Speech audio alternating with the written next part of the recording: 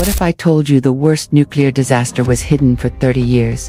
In 1957, deep in the Soviet Union, a nuclear storage tank exploded at a secret facility called Myakh. But instead of evacuating the nearby towns, the Soviet government said nothing. Radiation rained over villages. Children played in fields glowing with poison. People began vomiting, bleeding, dying, without ever knowing why. Entire towns were erased from the map.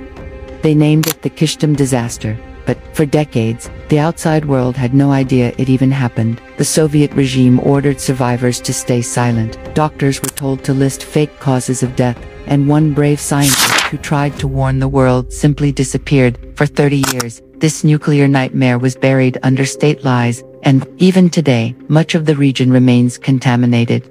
So next time you think Chernobyl was the worst, ask yourself, what else are they still hiding beneath the soil?